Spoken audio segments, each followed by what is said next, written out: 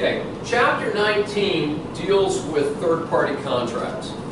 What we're concerned about here is when is it that you're dealing for somebody other than the parties involved? And probably the most classic example of third-party contract is what? What's a great example of third-party contract?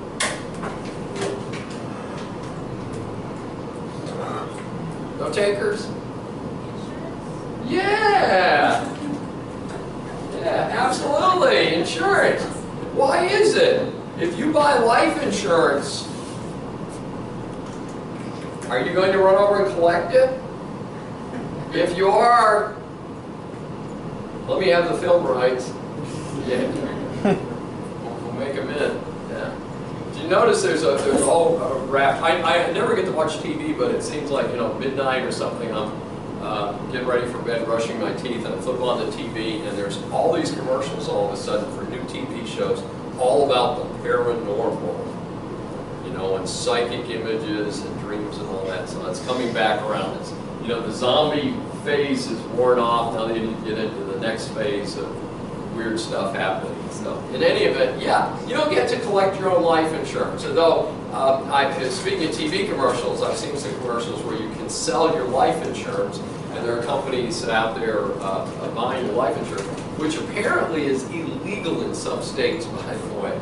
So apparently it varies from state to state whether they can even do it. But I mean, you know, you have somebody who's a big dollar earner and has a multi-million-dollar policy, and they're retired, living a quiet life, and they just don't need millions of dollars of insurance.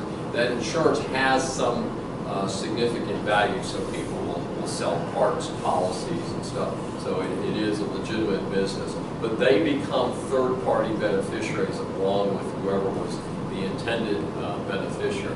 But we do a variety of things where we try and benefit others. So we're going to take a quick look at that in Chapter 19.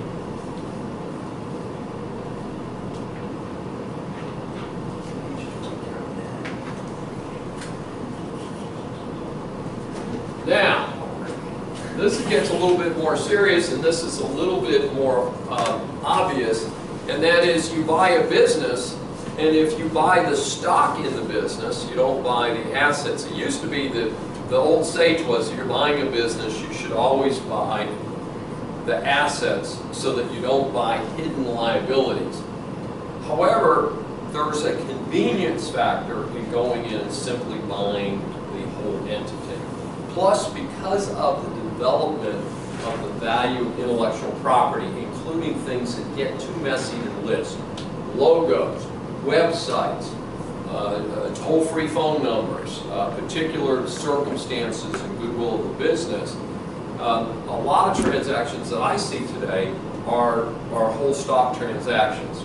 But what happens with that is you may have debts and liabilities floating around out there, and you need to agree and say, okay, I owe Sam, but I'm selling my business to Tommy. I need Tommy to keep paying Sam.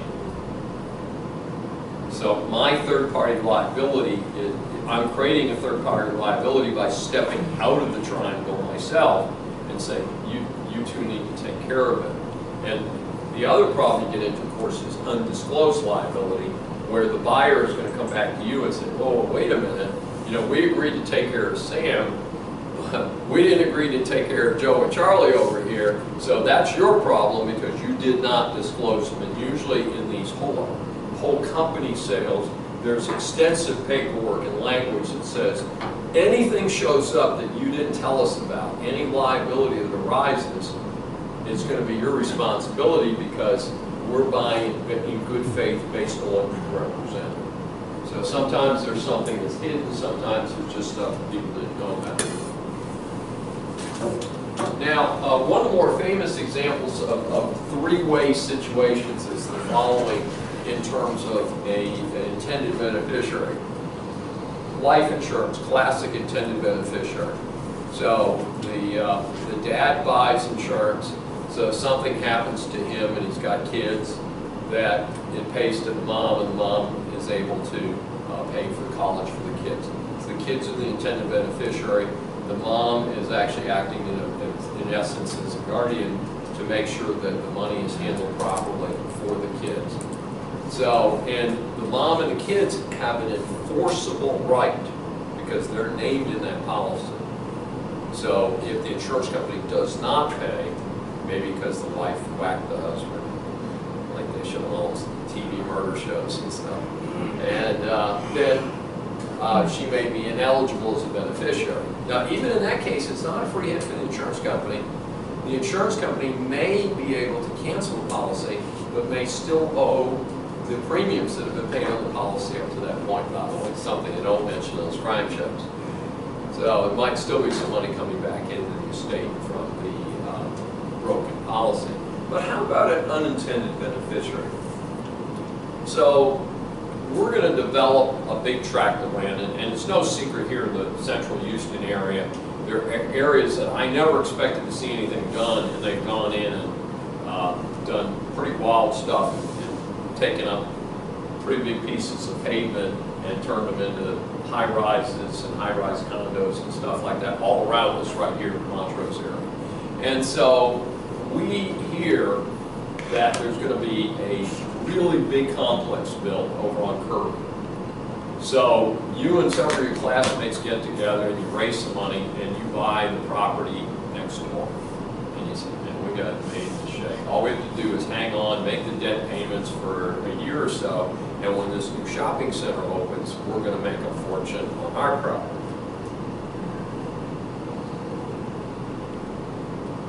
The developer doesn't do the deal. But you have no enforceable right because you were never intended to benefit from the deal. Okay, so that's the difference between an intended beneficiary, like a life insurance policy, and unintended. Other parties are doing something you might incidentally make out quite well, but you also might get stuck holding the bag and you won't have an enforceable right.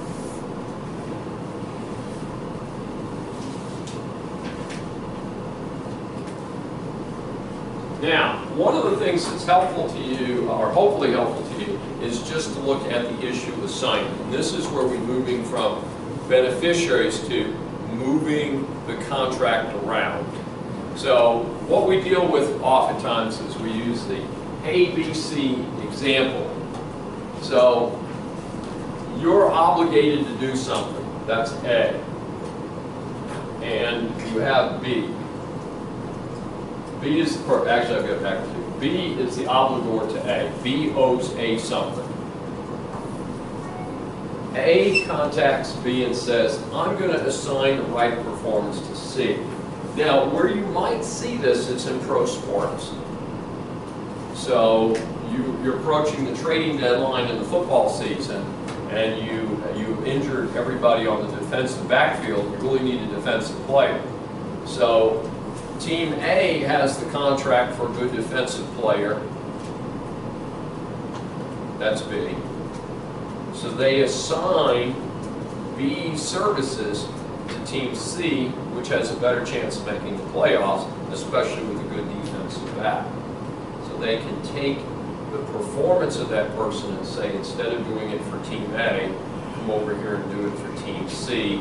And of course, there's usually substantial monies involved, and depending on the nature of the contract of the athlete is whether that can be blocked or not. Now, we get to play with this all different ways.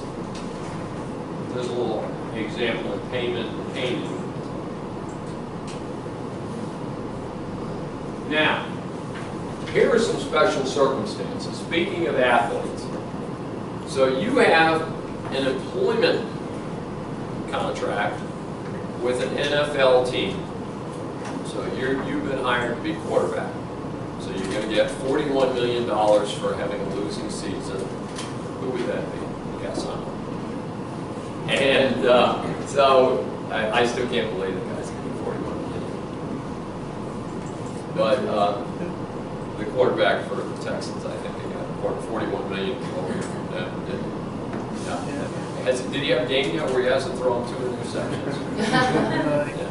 I mean, I understand his first 3 games this season, he threw 3 interceptions in all 3 games. In any event, so maybe we want to get rid of him, but we hire a quarterback and we expect him to show up.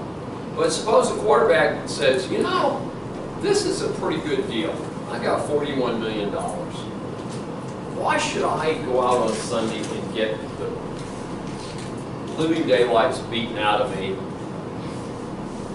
I'll find Dumb Charlie, and I'll say to Dumb Charlie, look, I will give you $25,000 every Sunday if you'll show up for me and play quarterback and take the punishment that I will be receiving instead. And I'll stay home and play with my stocks and bonds and watch the game on TV. All right. Well, the problem with this is a personal services contract. And personal service, first of all, the contracts in personal service contracts are always going to be written to say, if you're not showing up, there's no deal. So that's the first one. The second problem is an assignment problem. Most well-written contracts across the board contain a no assignment clause or no assignment without consent. Now, some pro sports, especially more so in basketball than baseball or football, but in basketball, because there's only a few guys on the team, what happens is that they'll say, I have to consent to your trading me because it's a much more personal thing than it is in football or baseball. So, you may have a contract that has the contra assignment in both directions. But in any event, generally speaking, personal services contracts cannot be assigned. Okay? And that's because of the way. Do you have a question on that? Yeah. Yes, sir. What if the case of, for example, the employer pays for life insurance of the employee, but the employer is the beneficiary of the life insurance? Yes. That is an exception. Going back to life insurance, this is an exception to the general rule. Generally speaking, you must have an insurable interest in someone.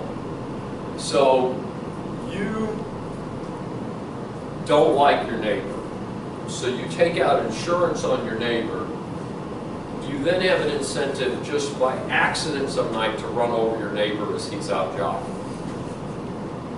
So generally speaking, we want you to care about the people that you have insurance on. We call that an insurable interest. So I can take out insurance on my children and on my grandchildren and people that, generally speaking, you think that someone would want to care about. Not hurt unless you're watching these made-for-TV movies where people kill each other for the insurance. But in any event, what happens with the business insurance is there is a business exception that a business can indeed take out insurance on a key member, and it's not too carefully conscribed, but normally it has to be a key person in the company. You can't just take insurance out on everybody because you probably don't care about the peons. You might have one of them rubbed out, so we don't want to encourage that. So what happens is normally on the key man, now a lot of key man policies, and pardon the sexist term, they're simply called key man policies, so we haven't gotten to the politically correct statement today, but in any event, that's the traditional term for the policies. When we have more women chief executives, we'll come up with a better term. But in any event, what happens is that it's considered an insurable interest, so they are allowed to do it. Depends on the company. Sometimes the companies will do 50-50 with the heirs, or sometimes what they'll say is, as long as you're working for us, we're going to have this policy because your loss, especially again the key people in the company, could really set a company aside. I met with an executive early this morning, and he is being wooed by another company, and it would really, really make a big difference if he leaves the company he's at. He's like really a key individual. So there's a reason to have that insurance if the person doesn't leave voluntarily, but leaves because of a plane crash or car accident, that the company has extra funds to deal with it. In some cases, when people leave the company, they're allowed to take that policy with them, usually with some type of payment back to the company. So it just varies from company to company and different individuals. Where it gets creepy is if you keep it on the person after they leave, because then again you have that uninsurable interest problem. So maybe some nefarious outcomes there.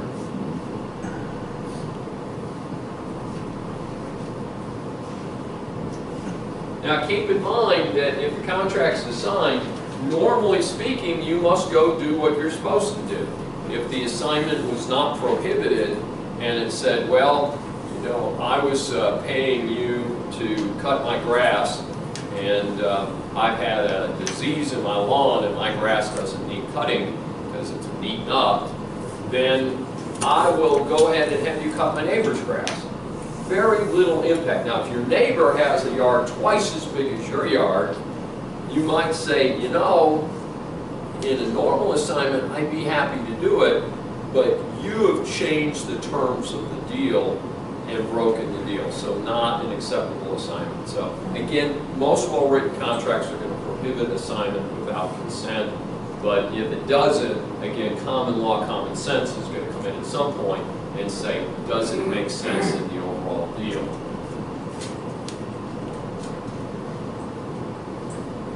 Now, again, as we mentioned a few minutes ago with pro athletes and people like that, delegating performance, delegating the need to do something can be a very touchy area.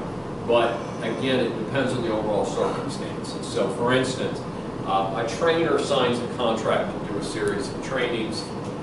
That doesn't quite come in the way they think, but they say, well, as long as you're set up and you've already written the training, we've got a deal for you. We're going to delegate, we're going to honor our side, pay you to do the training, but we're going to have you do the training over here for that group instead of this group. The performer is going to have very little right or need to complain unless they just want to fuss a little bit. But normally those type of fairly benign situations are going to be approved under the normal rules of delegation.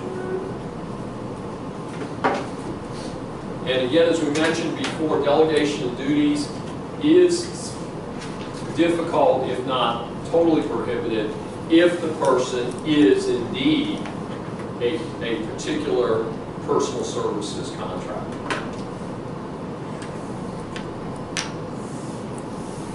Now, a term I think many of you may already be familiar with, but just want to make sure, is the term novation. Now, before reading this chapter, how many of you knew that term already? Show of hands. No? Okay, all right. That's a pretty common term. Okay. You and your spouse get divorced. The mortgage is in both of your names. Even though the judge agrees with the divorce decree that says the husband will live in the house and continue to make the mortgage payments, the wife is still on that mortgage. That could prevent her from buying her own house and getting her own mortgage. Also, if the husband defaults, the wife is still directly in line. She is legally responsible. Now, the way to fix this is for the husband to go to the mortgage company and say, I'm making a good income, I've come out of the divorce reasonably unscathed, I want the mortgage to be only in my name. In order to do that, we will do what's called a novation. So we will restart things so that it fits the new reality and it takes that person out. Novation, very common consideration in divorces. Again, a lot depends on what the real estate is done, how the parties come out overall, and things like that. Okay. So watch for this term because it's a relatively common term. Keep in mind, if you assign the right to a contract, if there's a reason not to perform, the defenses go with the assignment. So if there's a reason not to do the deal, then you can still do it. Yes, sir?